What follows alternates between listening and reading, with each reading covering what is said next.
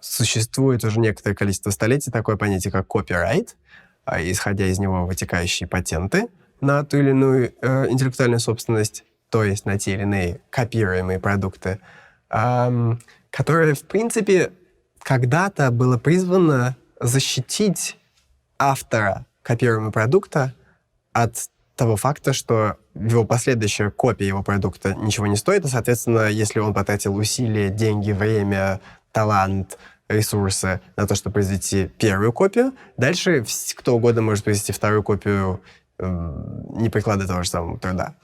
И подобная общественная договоренность, вероятно, была необходима на определенный период времени.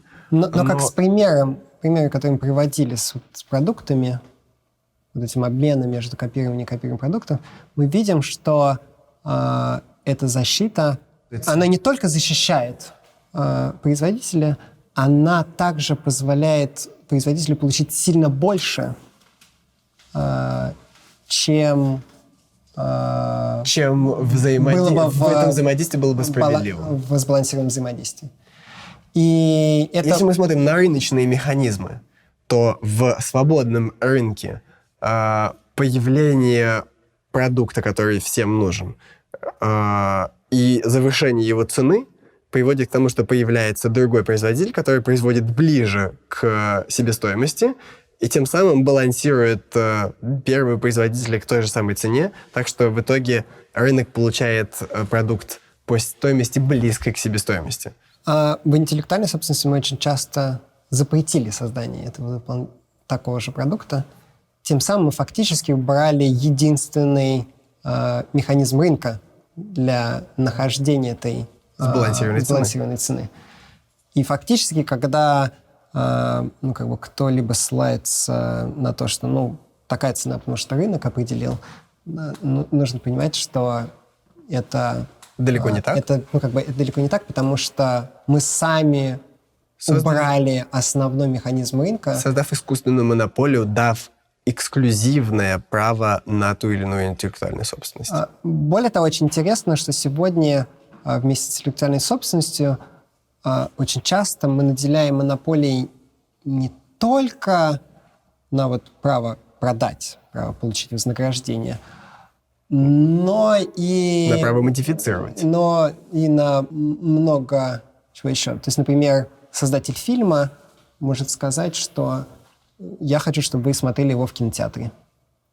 То есть это если представить, что ты приезжаешь на бензоколонку, а тебе бензин продают только вместе с слитком золота. По-другому ты купить не можешь. И они единственные монополисты, и поэтому... Пока все не посмотрят в кинотеатрах, на DVD не пойдем. И в целом очень интересно, что сегодня очень, творческие люди очень часто убеждены в том, что да, они имеют на это право. Что они имеют право на то, чтобы решать, как человек потребляет их товар. Хотя в области некопируемого мы не можем найти никаких таких аналогов. Тебе никто не может продать сервис, дом, сказав, как ты можешь им пользоваться. Или сделать массаж, а потом претендовать на то, что плечи ты дальше что ты дальше делаешь своими плечами. Вот. Определенный уровень защиты, как и в любых других видах общественного взаимодействия, которые мы разработали как норму сегодня, он необходим.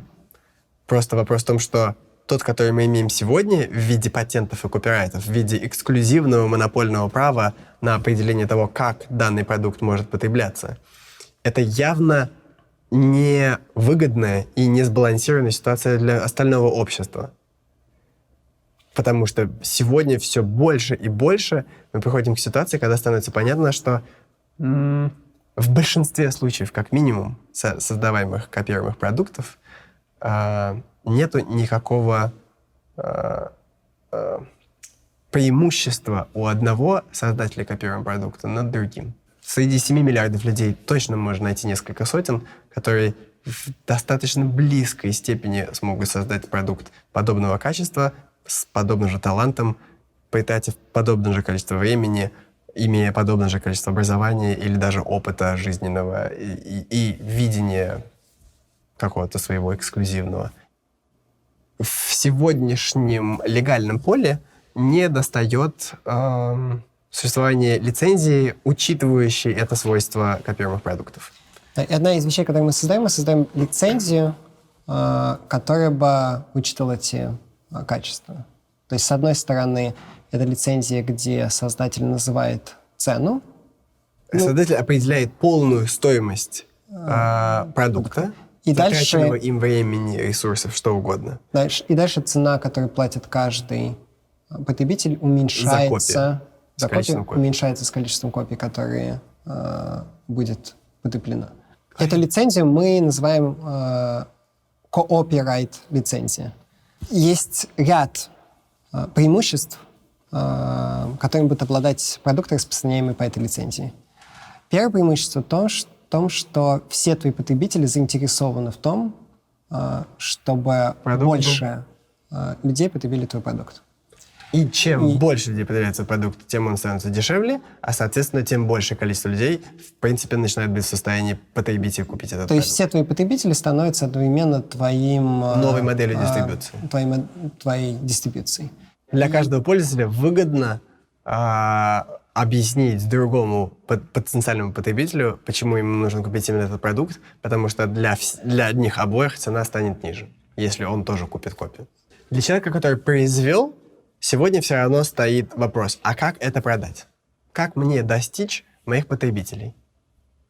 И если мы посмотрим на двух производителей, которые производят один и тот же тип товара, допустим, программное обеспечение, которое выполняет одну и ту же функцию, то на конкурентном рынке выиграет тот, кто будет своим пользователям отдавать это по этой лицензии, потому что для них с количеством пользователей будет дешевле и дешевле. То есть он скорее соберет достаточное количество потребителей, для того, чтобы при нормальной цене покрыло бы те затраты, которые он сделал, и то время, которое он личного своего вложил в создание этого продукта. Здесь вопрос только в том, что ты рассматриваешь на себя как одного, почему это лично для меня выгодно, но не смотри на себя как одного, потому что есть весь остальной рынок. Допустим, есть много производителей очень хороших, и есть один, который чуть похуже, чем они.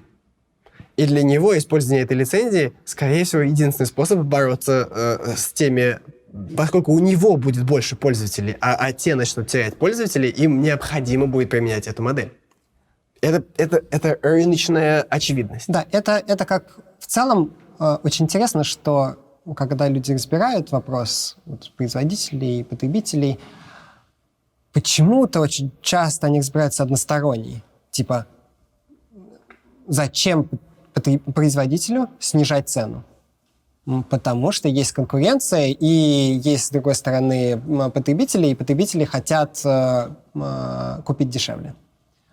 Однако выходить сразу же с малой ценой зачастую для тебя слишком рискованно, сложно. Может быть, ты не доберешь такую большую аудиторию и так далее. Эта лицензия позволит тебе изначально выходить с той ценой, которая крайне вероятно, особенно учитывая вот этот эффект того, что люди будут ожидать уменьшения стоимости, соберет нужную тебе аудиторию. И дальше эта аудитория уже больше в свою выгоду распространит это еще на большую аудиторию. Всем нам сегодня понятно, что себестоимость телефона, есть много статей, описывающих, исследующих, а сколько, собственно говоря, вообще стоит по материалам и труду, приложенному к физической сборке телефона, это телефон. И телефон стоимостью в $500, его себестоимость колеблется где-то в районе от 50 до 100 долларов, в зависимости от накрутки маркетинга и так далее. Это и есть физическая, некопируемая составляющая стоимости. Копируемая же составляющая стоимости сегодня в этих продуктах равна порядка $450 из 500. 400 из 500. И вот эта копируемая составляющая может снижаться с количеством увеличивающихся копий, что в значительной степени начинает быть выгодно для потребителя. И, соответственно, потребитель, как только ты на конкурентном рынке, как только есть другой продукт аналогичный, с которым ты конкурируешь, твой продукт, даже независимо от того, что сегодня ты выставляешь ему цену такую же, он будет иметь, или даже больше, он будет иметь конкурентное преимущество, потому что люди будут ожидать, что с большим количеством они пригласят друзей, друзья пригласят друзей, что с большим количеством они получат дешевле. Второе преимущество касается того, что есть сегодня продукты, относительно которых есть в целом ожидание, что цена сильно упадет. Например, это очень хорошо заметно в солнечной энергетике. Или с батарейками.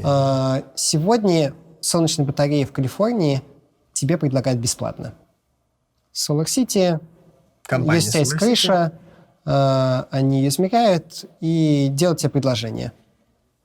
Ставим ее тебе бесплатно, и дальше ты нам платишь в месяц. Ты подпишешь контракт на длительный контракт о том, что платить ты будешь нам в месяц меньше, чем твои текущие utility bills, то есть для тебя это выгодней, но просто ты гарантируешь, что ты будешь платить, допустим, 20 лет эту сумму. Чек для тебя все еще будет дешевле, чем то, что ты платишь То сегодня. есть вроде бы абсолютная выгода.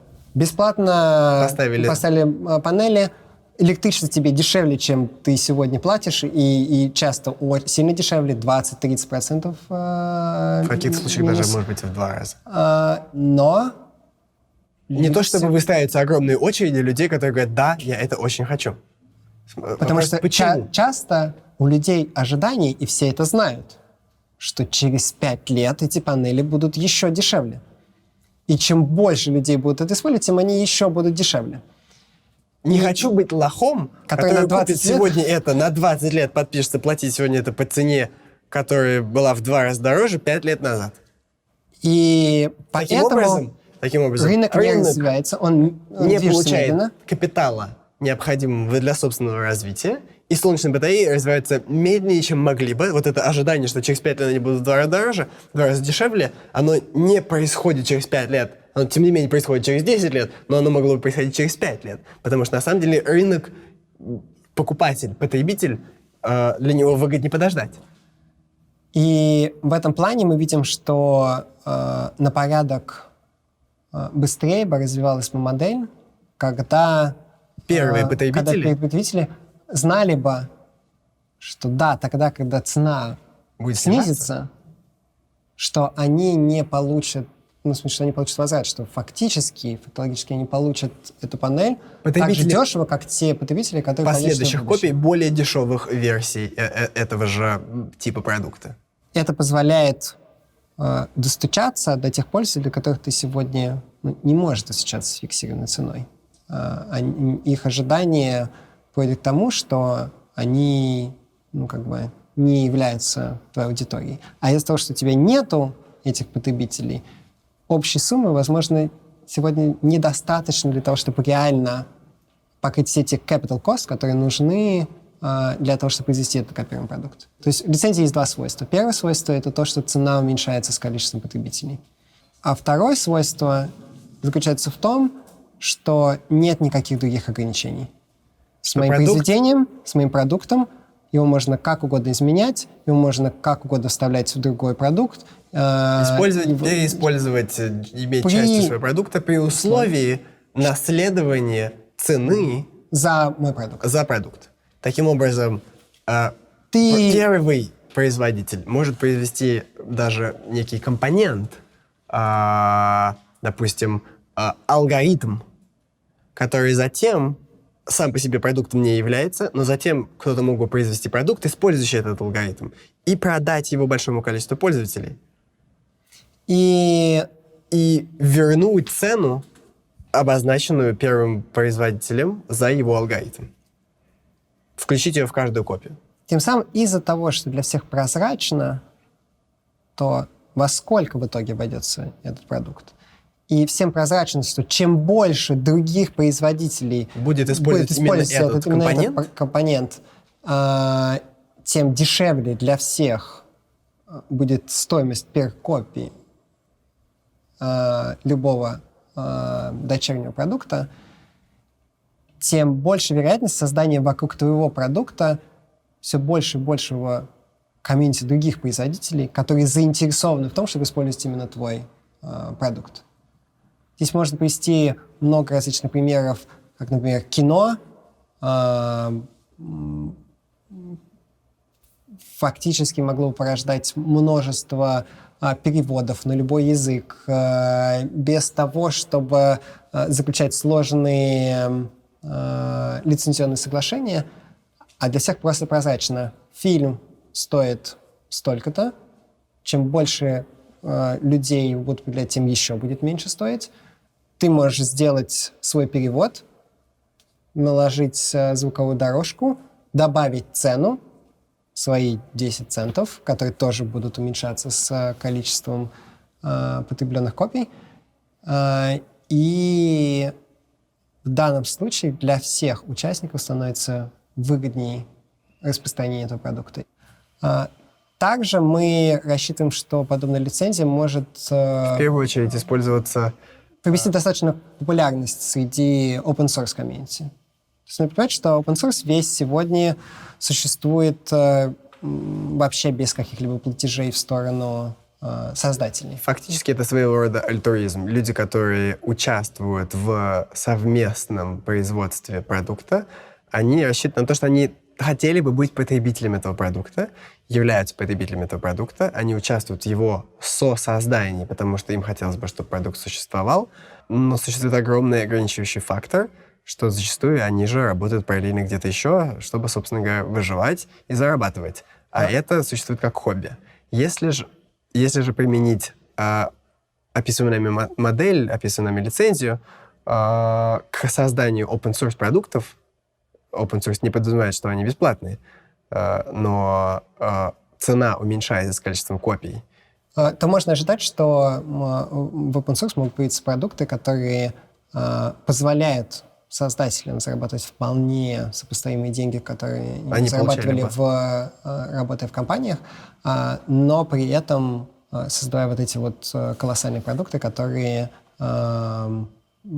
все дешевле и дешевле, а потом и будут становиться бесплатными для всех людей. Очевидно, если смотреть на ситуацию, в которой цена постоянно уменьшается, то в какой-то момент цена в теории доходит до настолько маленькой, что стоимость транзакции по возврату, обратному перераспределению денег становится выше, чем, собственно говоря, эта стоимость. И таким образом уже не имеет смысла производить это перераспределение. И более того, вероятно, в этом случае цена настолько маленькая, что продукт осмысленно дальше отдавать бесплатно. Ну, автоматически переводить в паблик домен.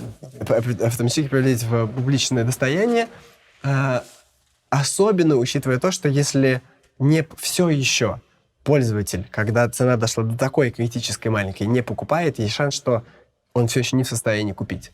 Есть шанс, что его благосостояние настолько маленькое, например, он зарабатывает $1 в день, и этого ему и разве что хватает на то, чтобы пропитаться и жить где-нибудь в Африке или в Индонезии. И в этом случае приобретение этим человеком, подобным потребителем этого продукта бесплатно, на самом деле никак не влияет ни на экономические показатели никого из потребителей, купивших это до того, или самого производителя. Они могли бы отдать копию этого продукта бесплатно этим людям, потому что они не в состоянии купить их даже за минимальную цену. В целом, да, это такой еще один эффект, который мог бы возникнуть вокруг копирования продукта, что есть потенциал, и, возможно, мы даже видим, что может возникнуть такое общественное заявление со стороны крупных компаний, когда они объявят, что их продукт, их копируемый продукт или составляющая их продукта, которая копируемая, станет бесплатной для 10% самых бедных людей на Земле. Потому что реальность заключается в том, что эти люди, они не являются частью их рынка. Да? То есть то, что они из него выпадут за счет того, что они получат эту копию, никаким образом не уменьшит доход этих компаний. А при этом это значительный путь для значительного увеличения благосостояния этих людей и И фактически это, вероятно, единственная возможность для них вырваться из экстремальной бедности. Потому что они получают доступ к лучшему образованию, что может являться копируемым продуктом, который сейчас прямо можно отдать. Цифровые копии лучшего образования, лекарства,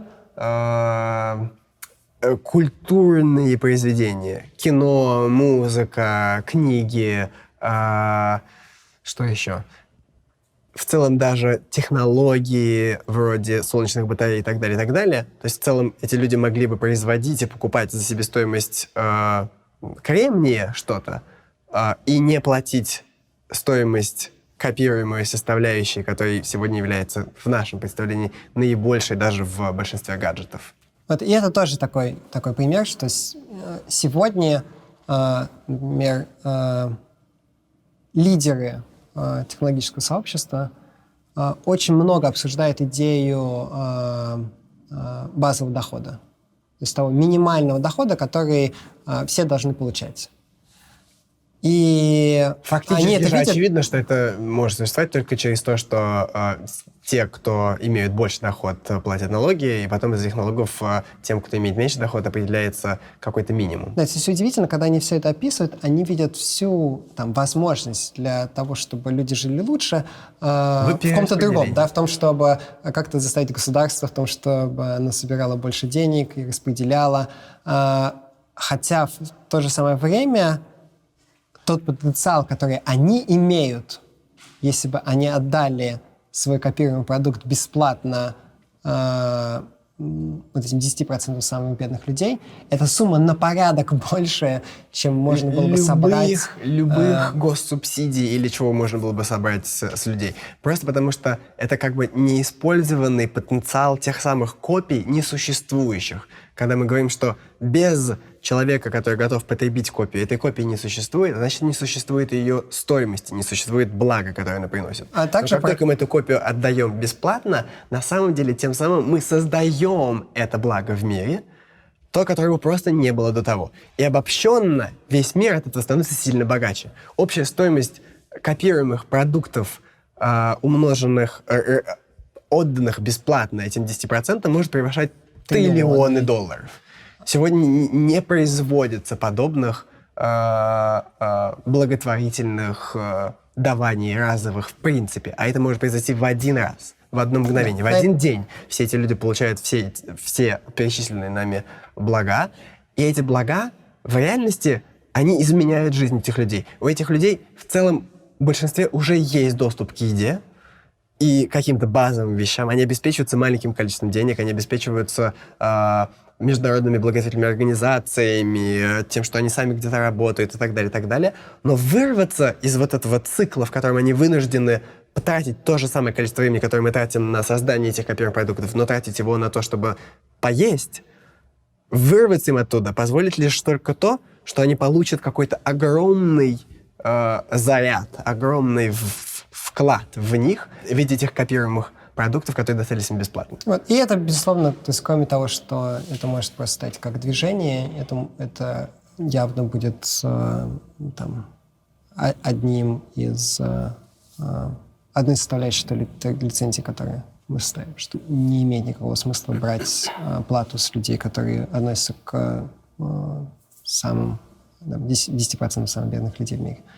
При этом, если мы, например, говорим о программном обеспечении, понятно, что продукты развиваются постоянно. И те деньги, которые компания собирает все с новых потребителей, частично сегодня идет в сторону создания последующее развитие этих продуктов. И с точки зрения этой лицензии, она абсолютно не отрицает этого и позволяет создавать договоренности, которые также дальше будут поддерживать развитие этого продукта. Есть два пути основных, которые мы видим. Один путь — это то, что я создал первую версию, я назвал ей цену, эта цена уменьшается с количеством потребителей. Я создал вторую версию, и это дополнительная цена. Дальше каждый пользователь может решать, хочет ли он вторую версию, или ему достаточно первой. И чем больше людей, которые хотят вторую версию, Тем они дешевле. все, безусловно, платят и за первую. Пока она не покрыта полностью. И также начинает распространяться цена за вторую. Но Более того, одновременно- что можно представить, что могут возникать различные ветки, и даже не мной созданные этого же продукта, как это есть- периодически происходит в open source. Версия номер 2А, созданная вообще кем-то другим, просто на основе созданного до того мной продукта. И я, как изначальный создатель вот этой версии 2, получаю со всех модифицированных копий достаточное количество денег, чтобы как бы в этой модели все было покрыто. Возможно, и другая модель, когда производитель называет не фиксированную, например, стоимость, он называет стоимость в месяц. Сейчас очень развитые среди, особенно сервисов, развитые именно подписки, когда ты платишь, например, $10 в месяц. Просто эта же стоимость в месяц, она определяет количество труда, которое вкладывается в этот месяц. И я говорю, Просто я если каждый мы месяц определяем, вкладываю. что вот у нас есть 100 программистов, они стоят столько-то в месяц, и каждый месяц они работают над усовершенствованием этого продукта, мы теперь распределяем их, допустим, по миллиону пользователей, имеем одну цену $10 в месяц, но потом, когда мы получаем 10 миллионов пользователей, эти же $10 в месяц начинают сокращаться, потому что то же самое количество программистов продолжает усовершенствовать этот продукт. И это свойство копируемой составляющей этого продукта.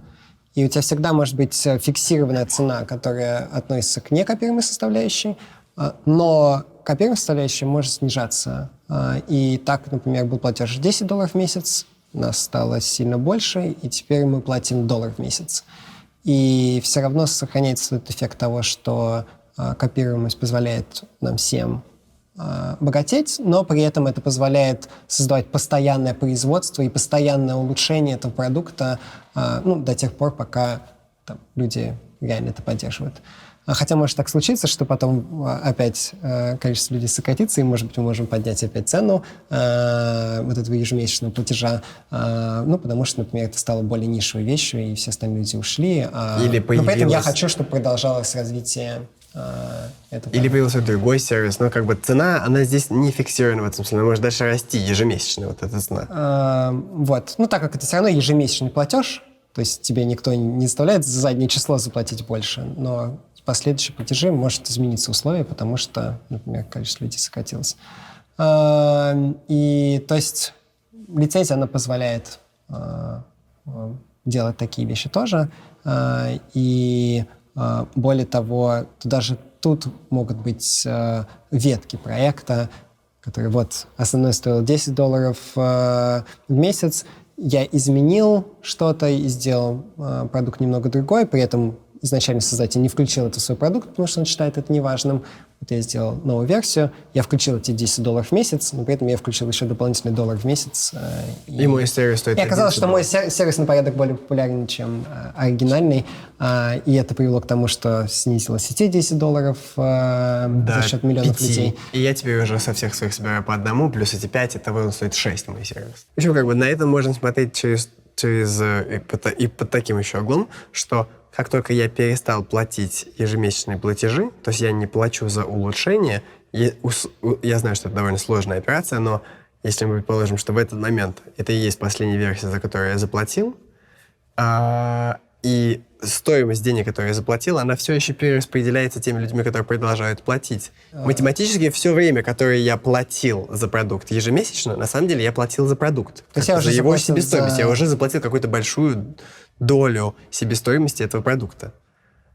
И дальше, если я перестал платить, то я все еще по условиям этой лицензии есть, опять же, претендую на возврат этих денег с учетом уменьшения цены созданного ранее продукта. Да, когда я говорю, что цена с $10 уменьшается до $1, нужно понимать, что она уменьшается не только для будущих потребителей, Но и предыдущих. но и также для предыдущих потребителей, в том числе за те месяцы, которые они То есть если я прошлом год до заплатили. того платил $10, а в этом году цена вдруг стала 5, то на самом деле я буду компенсирован приблизительно к Так, этой как цене будто бы я 5. платил. Так, как будто бы я платил предыдущий год 5. То есть как бы эта модель, она очевидным образом во всех аспектах выгодней для потребителя, и потому на самом деле найдет своего производителя.